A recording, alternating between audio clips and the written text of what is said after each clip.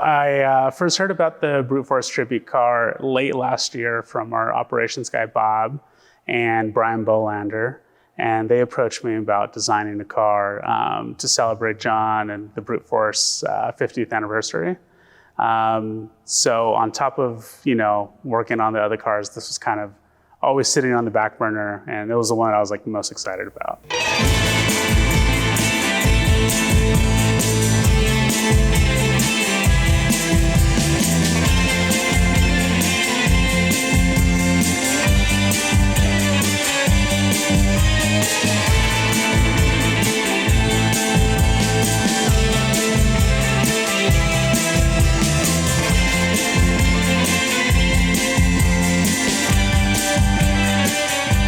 So I've been at JFR now for 10 years, and working as a graphic designer, I've gotten to do some really cool things over the years. And John ultimately, he is my art director essentially.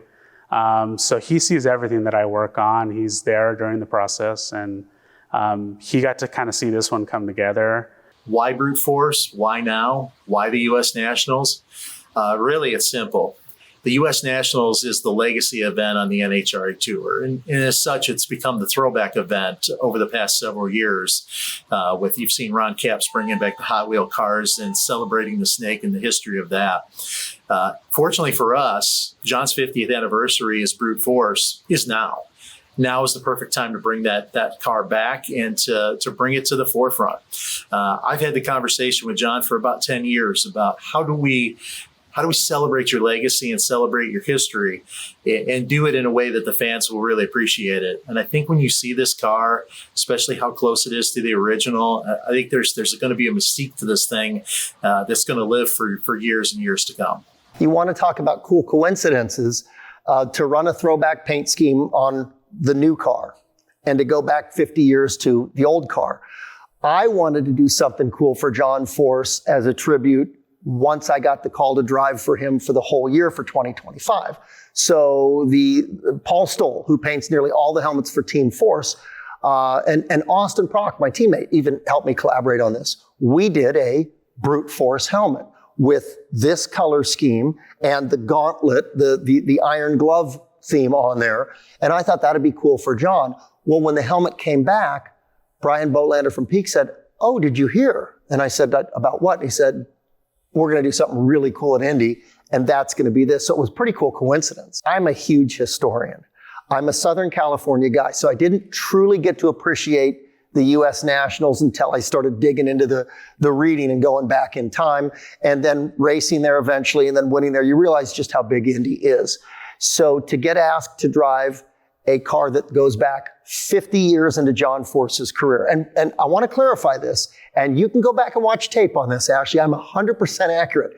I have been a John Force fan since before I strapped into a Nitro Funny car. Even when he was in the other lane, I was a John Force fan. Wanted to beat him, but I was a John Force fan. So the fact that he's my boss now, I get to slide into his funny car 20 times a year.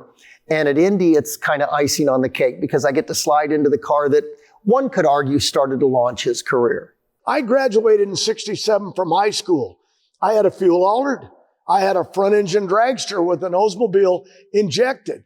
And I had a Jack Chrisman Sidewinder. It was a great car, but it almost got me killed. But then I wanted funny cars like Beaver Brothers and Condit, my family. So I finally ended up with one. And that was the first car that I bought from Gene Beaver, which is my Vega. I didn't even get my license. I raced in Australia in 75 and 76. But when I came back home, I went to Paisano. He always tried to help me. And he sold me the original car. He was a talker, so that didn't change. And I think he was a dreamer. I mean, when I first met him, he was working for a trucking company. But his cousins, who were older than him, had a race car. And he was definitely interested in that. So I knew that's the direction he wanted to go. But that took a few years to accomplish, at least to get a car together, because he would buy everyone's junk parts and pieces and try to put it together and end up with a not so great car. When I was a kid going to, I would say 1973, 74 at Orange County Drag Strip, and we're not far from it here in John Force Racing, Yorba Linda headquarters. Don Perdome was kind of the guy in funny car. And back then in the pits, it's not like it was today. The trailers would park sideways. They didn't have ropes coordinating you off. You could literally get, and you could reach in and touch a wrench if you wanted to. And there was this guy with a car, and it wasn't that clean, and they had motor parts all over the ground. And I walked over there and saw him and a bunch of people thrashing on this thing. It's like, John Force, I've never heard of that guy. That was a Pluger car originally that I bought, my first race car from Steve Pluger. I bought it from Beaver. He sold me the old one. He bought a new one. But I ended up hiring Pluger to run that car, and he ran it for, 10 years. And, we fought to qualify, make the show. It was starvation. We ate bologna sandwiches that we kept under the seat of the Chevrolet crew cab. It was a rough start. They had less NHRA national events back then. And I remember going once to Florida, and John brought his dad. We had some friends, and everybody that worked on our team didn't get paid because we didn't have money. So that's how I kind of got roped into a few jobs, mixing the fuel, packing parachutes, helping them with this fire suit. But it was rough. But when you don't know, we didn't have any money back then, so it seemed like everything's fine. We were splitting bologna sandwiches. And it was okay. We'd sleep in the car, the truck, and then every other day or two rent a hotel room. And I remember we would all just sleep in our clothes in the hotel room. But since we could only afford one room, we would take the mattress off, put it on the floor.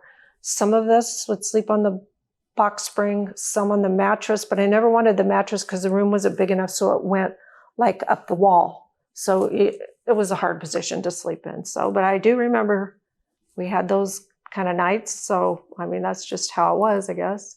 And everybody pitched in on driving. So I thought we were okay because when one person would get tired, then somebody else would come in. Except one time I woke up in the middle of the drive and we were down in a ditch. So I knew somebody just fell asleep driving. As soon as we would get there, I would count all the funny cars, because if it was a 16-car field and there was 18 or 19 cars, I thought, our odds are really good. We're not going to make the show. And you needed to at least make the show to get any kind of guarantee money or whatever. So that was always a big worry. And, he was switching tuners. So we'd always have a new tuner, a new crew. And, as it went on, he would start to pay people. So I, at one point, had really long nails, and I got to take some of the bolts off in the car until I dropped one in the motor. And he said, "You're done. This isn't your job anymore. You're not doing this." So that ended that job. But I did mix the fuel and, some other random jobs, helping drive the tow van and such. Back up the race car, would do that. And it was crazy back then, but everybody, I think at that time, also went through it. It wasn't just our team. My name is Force, so it made sense, like Don the Snake Perdome, Big Daddy Don Garlits. So it made sense. And Beaver was the only guy that I really knew in racing. And I went to Gene, I said, "What do you think we ought to do? Call this car?" And they came up with names, and Beaver said, "Brute Force. You can't get any better than that. It tells you who you are. You're a great talker, and Brute Force will be a name that'll ride with you for your whole career." The logo was the fist holding the lightning bolts with fire around it, I think. And back in the mid-'70s, I was still living in San Diego, but I came out to see him race at Orange County Raceway, and he had that car. And he made a run, and it exploded on the top end. And you can see in the picture his hand is up. I think he's in the process of hitting the parachutes, which probably didn't matter because they burnt off immediately. And the crew all left and went down to get him. And I had to walk a quarter mile. And all I could think of was the last races he had taken me to watch. He would say, "Oh, yeah, that driver didn't make it. They're gone." And I remember thinking, oh my gosh, what condition is he going to be in when I get down there? I walked all the way down there. And earlier that year, I had given him a St. Christopher because I thought he's the patron saint of travelers, and who more needs St. Christopher than someone in a race car? So he had that. And when I came down to him, he was basically fine. He had the sweat between his knuckles was kind of bubbled. His eyebrows were kind of singed off. He was talking a mile a minute, and I noticed his St. Christopher was gone. So I think it got so hot it melted the chain. And that was, I think, the first race I actually drove down to come and watch him. And I thought, wow, this is something else. There was a lot of history. Now let's go to now. We're unveiling a paint scheme here for one of my sponsors that have been with me a long time, Old World Industries. That's Peak and Blue Death. And that is the reincarnation of my original car. I think we were here at the Yorba Linda shop for JFR and kind of brainstorming some ideas when you guys brought out the artwork for this car.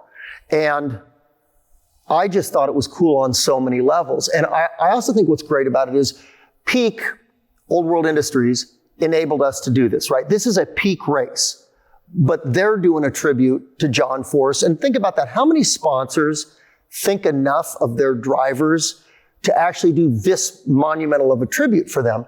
The other neat thing is this car is circa 1976. The logos, the Peak logos that are going to go on the hood on the escape hatch, even before Old World Industries bought Peak, those are the logos that are period correct for this car. Now, it's evolved over the years, and it's a slightly different logo today, but you can still see the lineage and where that came from. So it's not just a throwback for John Force, it's a throwback for Peak and Old World Industries. This is a partnership. This is an opportunity for us to showcase something for John's history that the fans are going to gravitate to.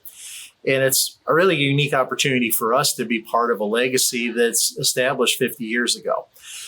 When I brought the idea up internally, showed some renderings of what the car would look like, everybody was aligned to it. My first thought when redesigning the car was I was just really excited because I love that, look of the car. These cars are classic, and they were all hand painted and designed by hand, way different than the way we do it now. So there was some extra pressure knowing it was going to be at Indy. It was going to have a lot of eyes on it.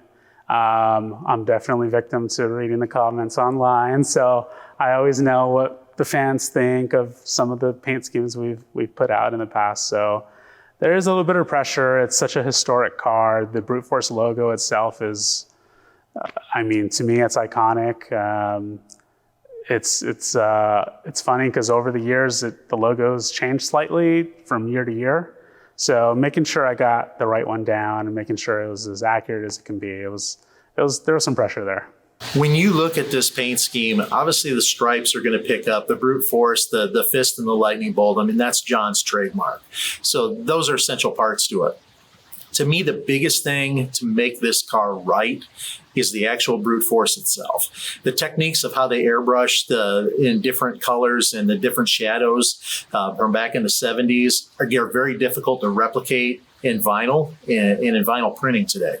So with that said, to me, the key to that is getting that right and getting those to match up. And I think the team did a really great job of getting those two to line up. When I started on the project, I had to kind of build kind of like a reference library. So luckily here at JFR, we have an extensive archive of all of our photos. But yeah, having the car here, I was able to pull colors off of it, like with the Pantone book. So getting stuff as accurate as we can. It's hard because this car is painted. So to try to recreate it with vinyl is a whole other process. We don't have the ability to really recreate, like the Brute Force logo here has some like chrome look to it and shine. So to recreate that digitally is kind of a challenge, but ultimately I think it turned out really good. I think you'll even notice on the sides, there's the black lower panels. That could have stayed blue, but to be true to fashion, back in the early 70s, mid 70s, when this car was out there, your bodies were cut a little bit differently and there were actually extensions put on them. And those extensions were black. We wanted to carry that, be true to the form of the actual paint scheme itself. So when you look at the car and you look at the two side by side, there are a lot of stylistic cues that are picked up from one another. Kind of run you through how we do things with the graphics department here. Whenever Armando sends me a file, which he does awesome work, obviously, he sends me a file, I kind of break it apart and turn it into what we have, which is my templates for the cars. As you can see here, that's for the brute force car. And then the other panels that go on top of it, and then the overlays. And then we print it off with our latex printer here, and then run it through the overlaminate machine, then through the cutter, and weed it, transfer paper, and out to the car it goes, and install it. So once we get it done, printed and everything, we come out here and install it on a car that's prepped and ready. You know, it just depends on what the paint scheme is or what livery we're doing, and what panels we put on first, second, and last. And go from there and install it, and it's the finished product. If we get one thing out of this, I just hope that the fans appreciate that we've gone the extra step to make sure this car is authentic as the original. And I hope when they see it go down the racetrack that it brings them to their feet and they remember a different time and a different place of racing when it was a little bit simpler. We want to give that authenticity back to the fans at Indy this year with this brute force car. When you look back at where drag racing came from, it's hard to believe that people strapped into some of the cars back then from the 60s and the 70s. Also, one of the big differences is most of today's cars have a pretty good sized sponsor on that. Somebody else is paying for exposure and you get operating expenses to go out there and hire your team and buy parts. Back in these days, John was scrambling to go to Leo's Stereo or the local Chevy dealerships out there or a Yamaha dealership. That wasn't big money. That might have been a drum and nitro back then. That might have been a set of slicks. What kept John going race to race is that burning desire in his heart to be a drag racer. And he just kept plugging away, and nobody has ever been like him when it comes to putting decals on the car and going from very moderate sponsorship up to something that could not only fund multiple race teams, but put a cathedral around you, not just here in Yorba Linda, but that shop out in Brownsburg. And that is from one man raised in a trailer park in Bell Gardens, California. And there are no bells and no gardens in Bell Gardens. And he's come to this point. That's working 100% of the time for decades. We went through a lot. We had things that had happened along the way, but we survived it. But you warmed the car up. It didn't have all the computers on board. It didn't have all the safety. It didn't make the horsepower. Back in the early days of racing, it was more hammer and chisel with a couple guys. And now we got 8 crew guys, all the precision equipment. So we got a guy that just solely works on the supercharger, a guy that's on cylinder heads, short block, 2 clutch guys, a clutch guy and a clutch assistant, and a guy that maintains the body. We're lucky at John Force Racing because we have Force America made, so we get to make our own parts, like our superchargers, which we don't let other people use, so that gives us an advantage. And just having parts that are consistent every time we get them from the machine shop is huge. A lot of the tuning now is done by numbers and historical data, but you still got to use your gut instinct when it comes to reading the track. Each track's got different bumps, so you got to tune differently for that. But the biggest thing is just the track surface, which is why Lanny's huge. So if you get a greasier track, that's more comes from the hip, not just computer data. I'd say our crew guys now, compared to back in the day, you're a mechanic. Doesn't matter if it was 20 years ago or today, you're still a mechanic. It's all nuts and bolts. So obviously, John Force is the biggest name in the sport, and his legacy goes across decades. This car, only really raced locally here in California, so most of the country actually never got to see this car run. So to bring it full stage, national TV coverage at this big race. It's special to be a part of for sure. What I'm hoping that the fans do when they see this car, I hope it piques their curiosity. For the folks older than me, they know. They remember everything about John Force's career. But for the younger folks out there, especially with online searches, go out there and look up John Force and look at what he did and how he did it and how long it took him to be the John Force that we all see out there as a dominant force, as a guy that's won 16 championships. He had to strive extra hard to get there. And this was one of the stepping stones along the way. So I hope the fans look at this and they want to know more about the man. I always go back to my parents' house and I watch the races with my dad. So I'm going to be really excited to kind of show him this car that I worked on. He gets a big kick out of these kinds of things. He's always trying to get like secrets out of me about what's coming up. So I'm really excited for him to see this one. Watching it on TV, rooting for Jack Beckman. Hopefully he does good with this one-off paint scheme. If you have to sum up in really one word what John Force means to the Peak brand, I'll tell you this, straightforward: passion. John's passion for racing, for life, for the sport, it just rubs off. It's contagious, and it rubs off on people that spend any time around him at events, and particularly our customers who've been privileged enough to be close and have that type of access with him over the past 10 years. Well, when you work for the best, you want to be the best. And John's surrounded our teams with the best people, so we're expected to win here at John Force Racing. So it's made us raise our game. If I had to boil it down into one thing, I am super excited about going to Indianapolis to run the U.S. Nationals, to be able to showcase the 50th anniversary of John Force's Brute Force car. It perfectly translates into the Peak Blue, and I hope it's parked in the winner's circle Monday afternoon at the U.S. Nationals. Why do they doubt the kid? I'm about to prove them all wrong again. I got a low tolerance, cause they don't even know what the problem is. It's me. You waiting on the boy to fail, then hold your breath and face your death. Cause you play a roulette with each step I progress, no less. Go ahead and place your bet. I'ma always win. I'd say the craziest Force moment is when we won 150 and he tried to hoof it over the fence and ended up on the ground and then went up into the stands. The crowd went nuts.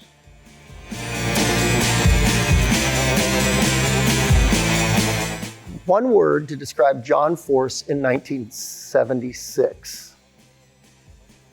Driven. Crazy being a close second.